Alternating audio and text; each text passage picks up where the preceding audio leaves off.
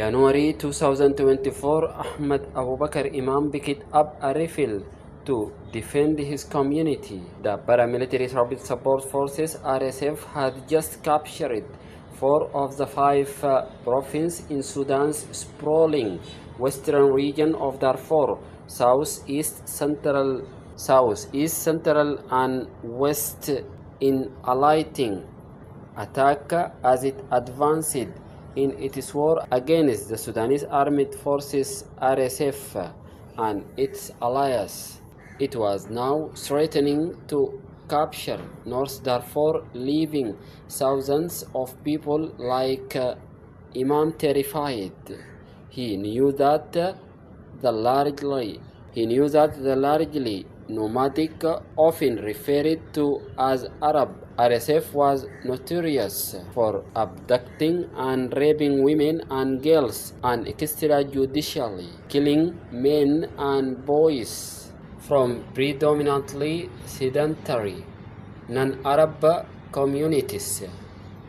Like thousands of non-Arabs in North Darfur, Imam joined the popular resistance, which are neighborhood defense groups backed by the SAF. The RSF militia clearly doesn't distinguish between civilians and fighters, the 27-year-old told Al Jazeera, since an all-out civil war erupted between the SAF and RSF in April 2023.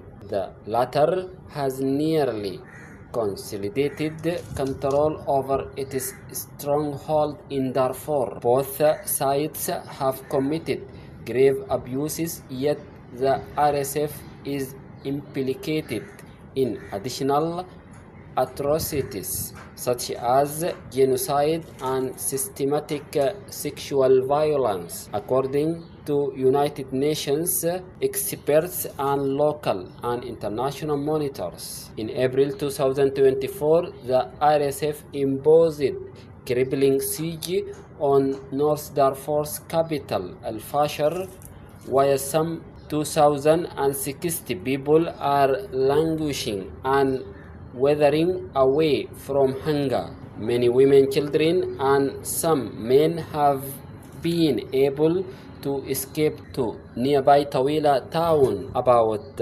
45 miles 70 kilometers east, which is dealing with its own catastrophic cholera epidemic. On the road, those escaping Al-Fashir are forced to pay the equivalent of $300 each to RSF fighters and hand over their jewelry and belongings. However, men have frequently been detained and killed after being suspected by the RSF of being fighters, while women and children have been abducted, residents say. These risks have compelled hundreds of thousands of people to stay in Al-Fashir until the RSF is repelled or the city falls. If the militia RSF didn't target civilians, then only the civilians would have left Al-Fashir by now, Imam told Al Jazeera. Some, like Imam, are on the front lines, while others are trying to gather enough food and supplies to feed their starving communities or document atrocities for the outside world.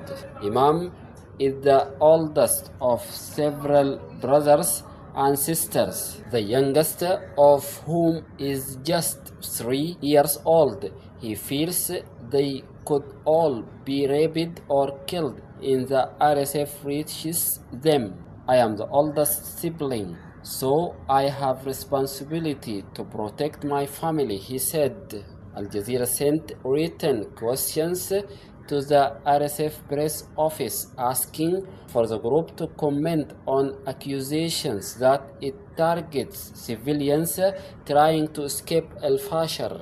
According to the Yale humanitarian research lab which is using satellite imagery to monitor development in North Darfur. The RSF is now making it nearly impossible people to escape the city even if they want to. On August 28, the research lab revealed that the RSF has built approximately 31 kilometers 19 miles of desert PEMS barriers around Al-Fashar, about 22 kilometers 13.6 miles form a semicircle from the west to the north of the city. An additional 9 kilometers 9 miles impede any attempt to escape east.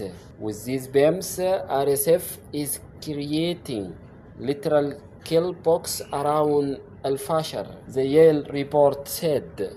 Muhammad Zakaria, a journalist in Al-Fashar, said the desert PEMS stand about 3 meters high. He said that nobody is able to climb the walls unless they are bullied up, and that all other roads out of Al-Fashar have been blocked.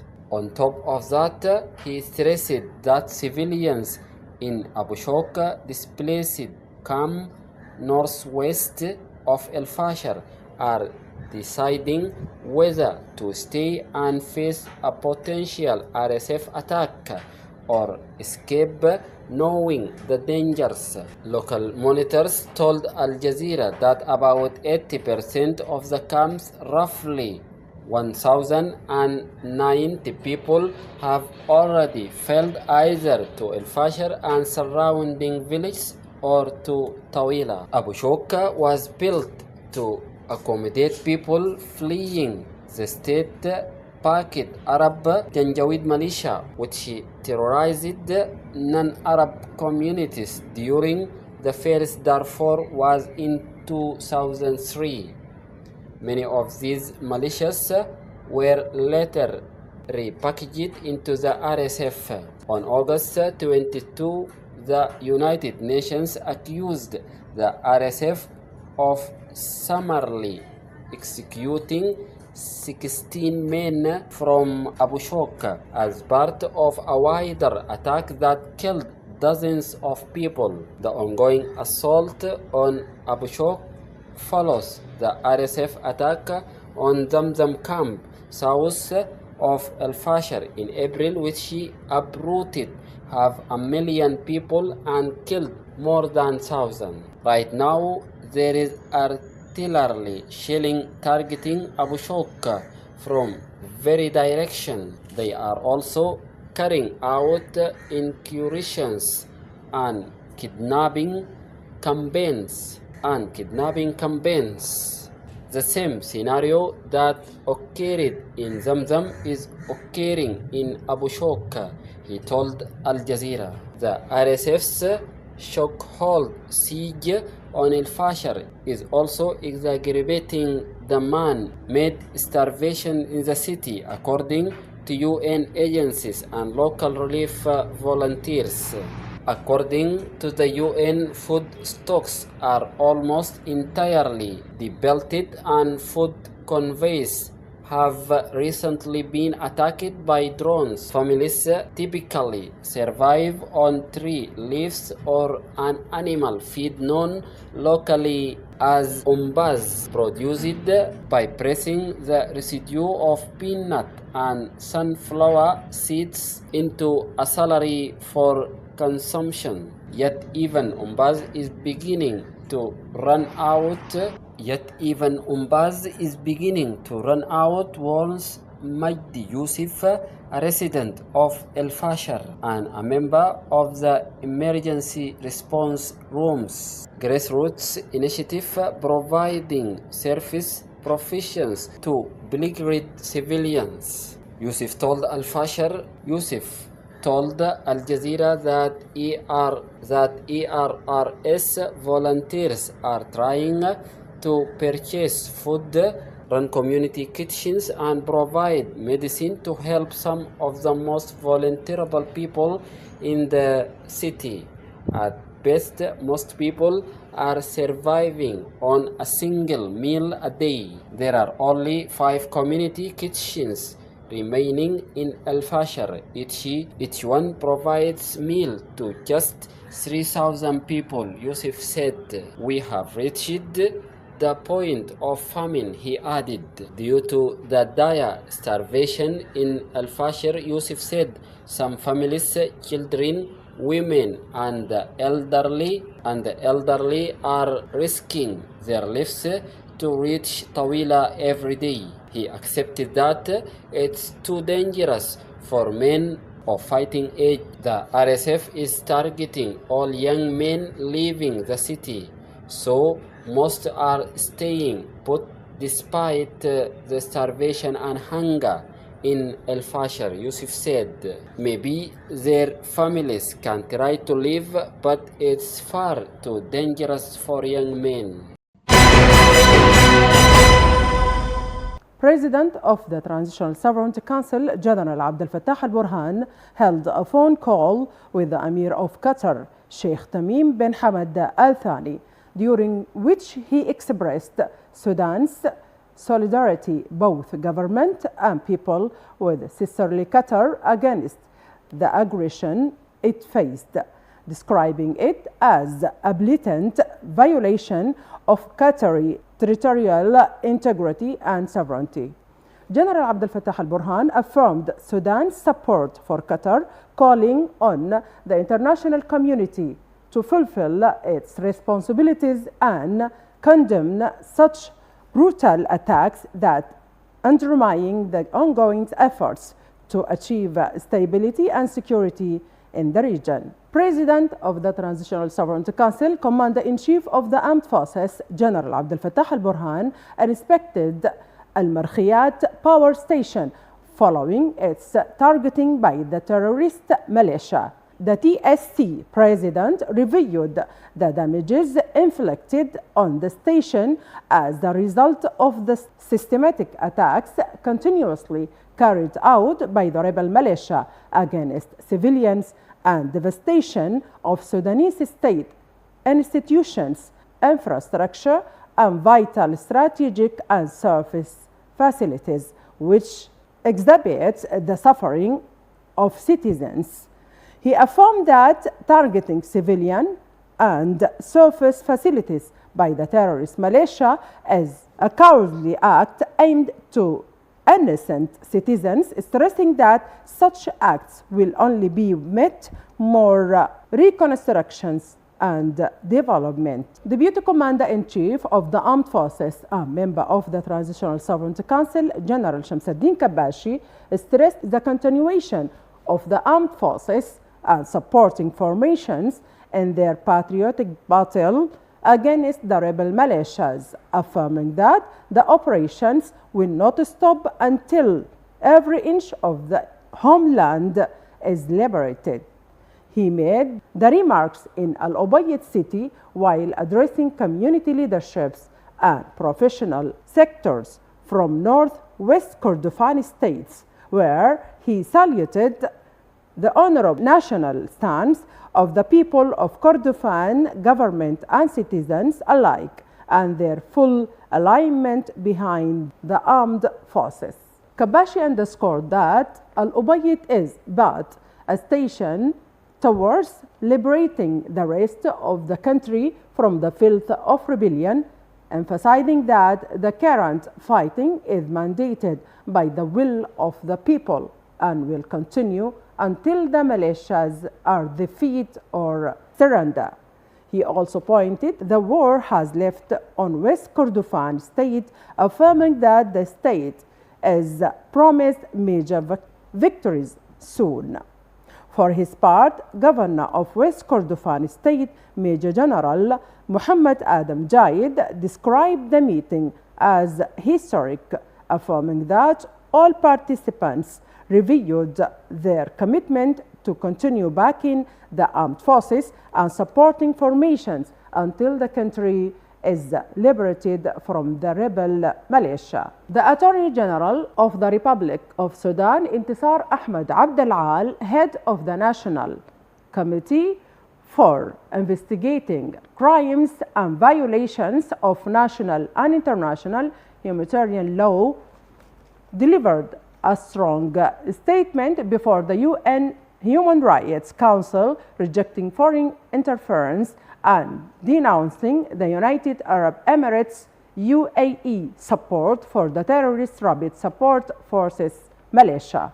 She stressed that the Sudan's participation in the Council session does not, under any circumstances, imply recognition of the Resolution 2/54 or Resolution 2/57, rather aims to present the actions taken by Sudanese judicial. She reaffirmed that Sudan, as a council member, remains committed to its judicial independence and national accountability mechanisms. The Attorney General outlined atrocities committed by the terrorist RSF militia, including killings, forced displacement, sexual violence, plundering, and siege on major cities such as Al-Fashir, Kadugli, and Ad-Dalanj in South Kordofan. She revealed that 1,031 7.706 criminal cases have been filed, of which 4,985 were referred to a national courts, with 1,988 cases already adjudicated. Intisar reported grave violations against women and children, citing 1,866 documented cases of sexual violence and forced recruitment. The RSF deliberate targeting of civilians, including assaults on internally displaced persons, IDPs camps in Zamzam and Abu Shawk, had deepened the humanitarian catastrophe. According to official figure, 30,267 civilians have been killed and 47,575 injured. She called on the Human Rights Council to terminate the mandate of the United Nations fact-finding mission, describing it as politicized and based, urging the Council to uphold the principle of complementarity given Sudan's functioning judiciary. She further demanded pressure on the UAE and other backers of the RSF militia halt their support and to prevent mercenary transfers into Sudan. Minister of Culture and Information and Tourism Khalid Al-Aisser affirmed the government's determination to free citizens in Darfur from the grip of the rebel militia, stressing that the Sudanese armed forces, SAF, are capable of complementing the liberation of the remaining areas after reclaiming Khartoum, Al Jazeera, Sinnar, and others over past 2 years. An interview with BBC Arabic, he noted that Sudan working to address the consequences of war while simultaneously building the state, pointing out the militia has been confined to limited areas after losing vast territories. He stressed that the government continues to make sacrifice to restore normal life, highlighting significant progress in the liberation campaign and preparations for inclusive Sudanese dialogue. Al-Aisser underlined that parallel civilian efforts are underway to provide services to citizens led by the SAF National Cooperative Situation alongside numerous Sudanese volunteer groups. He criticized the international community's stance, stating that the war is not between two parties, but rather a destructive militia against the Sudanese people. The minister emphasized that strengthening the armed forces and integrating all auxiliary forces into the national military situation as solution to the militia phenomenon, noting that the Sudanese people fully support this vision. He dismissed claims of political domination, describing allegations of Islamist control over the state and the army as false, while reaffirming that the government's call on the rebels to lay down arms and engage in a peaceful process, a roadmap already presented to the United Nations. Member of the Transitional Sovereignty Council, Dr. Nawara Abu Muhammad Tahir, affirmed the strategic importance of Kassala State, highlighting its distinguished geographic location and promising economic potentials, positioning it among the leading states in investment and boosting the national economy. Dr. Nawara stated during her speech at the opening session of the third investment forum that the success of any investment experience requires a stable and secure environment, and unified army and cohesive leadership. Meanwhile, Kassala State Governor Major General Al-Sadiq Muhammad Al-Azraq welcomed the state's guests, confirming that administration has established a flexible and comprehensive investment strategy that goes beyond the traditional concept of investment. The Economic Emergency Committee held an important meeting chaired by the Prime Minister, Professor Kamil At-Tayyib Idris, to review pressing economic issues on its agenda.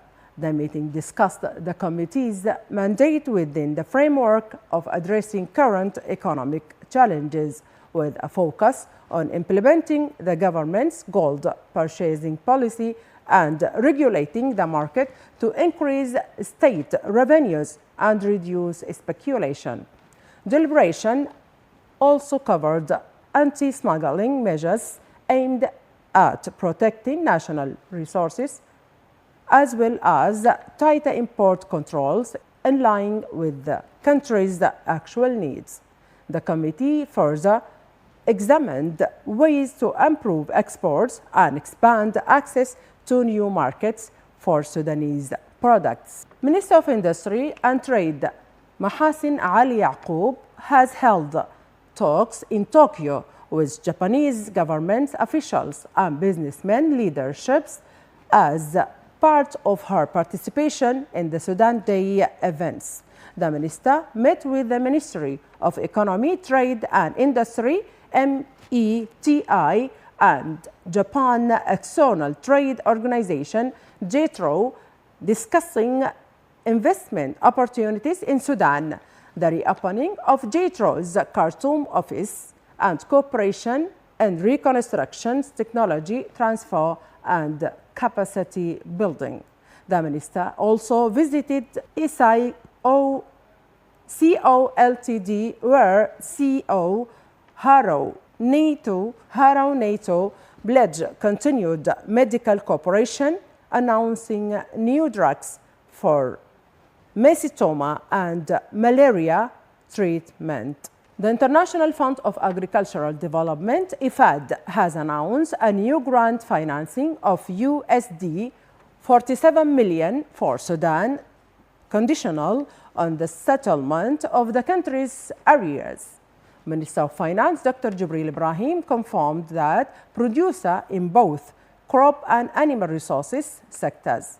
Dr. Jibril emphasized the government's focus on resilience and rural development projects to increase productivity of farmers and animal resources producers, enhance women's capacities and organize them into associations for direct access to international financing. Minister of Agriculture and Irrigation, Professor Asmat Ghorashi, praised the efforts of the International Fund of Agricultural Development, IFAD, and other development partners in the agricultural and rural sectors, aiming to improve rural livelihoods, manage natural resources and forests, mitigate climate change, combat land degradation, promote sustainable development, fight poverty and hunger, and achieve food security.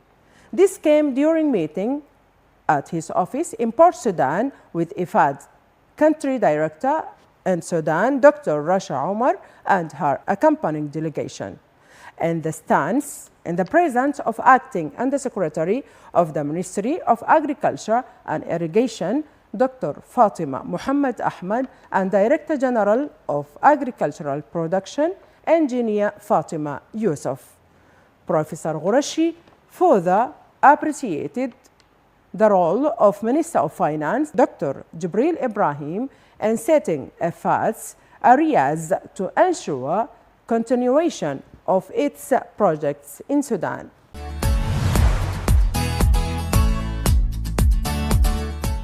Handcrafts in Sudan are reflection of Sudan's diverse culture and heritage and rely on local resources to create products that reflect the environment and meet the needs of the population.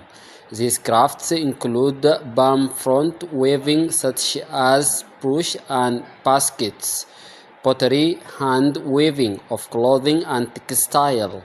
This contributes to the cultural identity and local economy.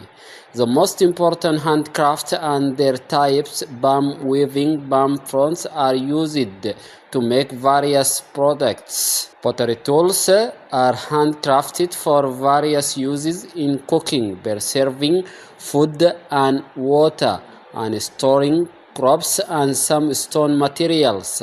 Hand weaving and embroidery are used local materials such as animal wool, and palm fronts are used in the manufacture of clothing and textile such as women dresses. Traditional decorations are also used.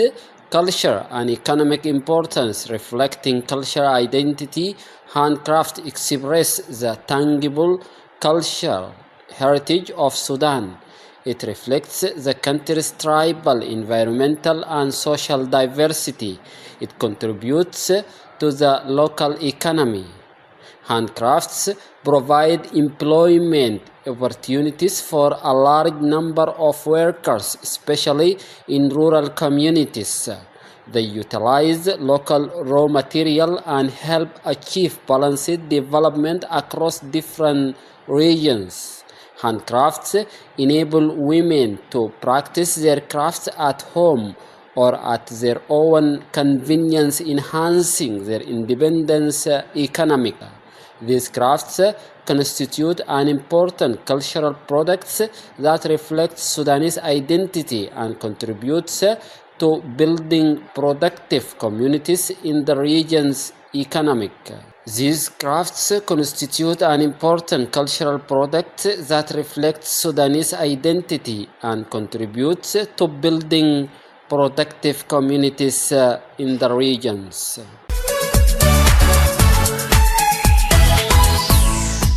Prof. Muhammad Ibrahim Abu Salim, Sudanese historian of document in Sudan. Muhammad Ibrahim Abu Salim is considered one of the leading Sudanese for the leading Sudanese historians in the modern and the contemporary role in the research. Existed 100 books.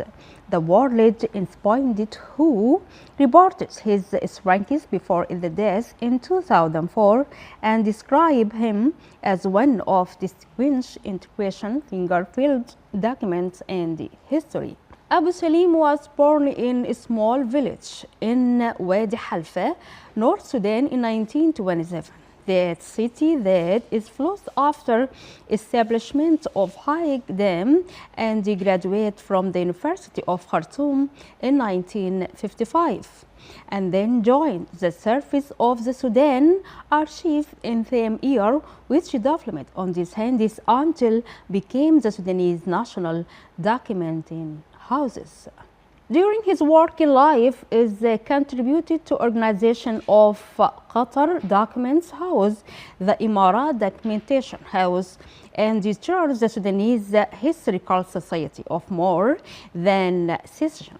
He also chaired a number of national committees, including the Committee for the Division of Southern and Northern Directors and the committees organizing the Sudanese capital Khartoum, which he signs out one of his work, covering different opening about the name of Khartoum in the ancient of modern history, and most important, he received the Order of the Nileen of the first class, which is the highest commission work in Sudan.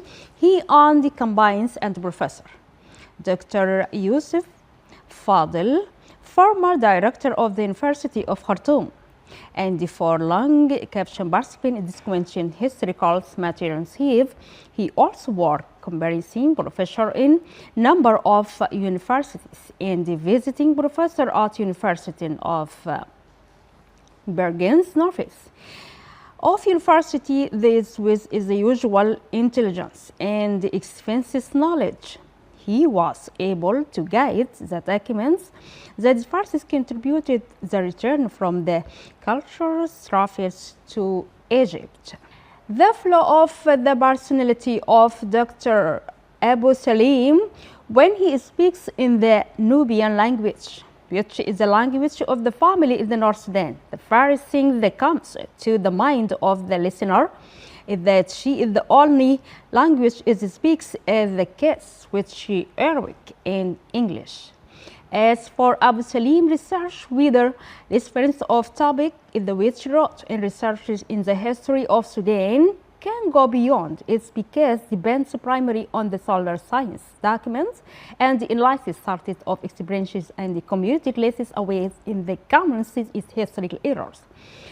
This is clearest down by the book on Sudanese tractors, which is published in 1979, in which he was able to analyze the Sudanese tractor and the influence that contribute its formation.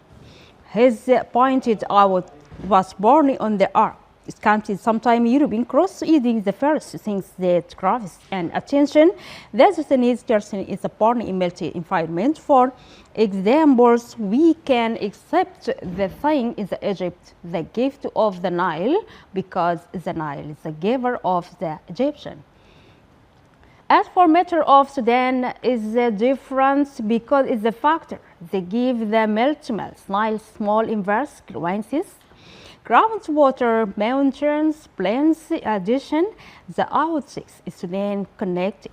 In the enables country, therefore Sudan is the being receiving remains is the immigrants from various faces to Niger semi-forces and different through the countries. These rise by different civilization with the national and human from work. The Sudanese personality was born and took the historic mission, and during her long historical career, the personality was affected by two factors.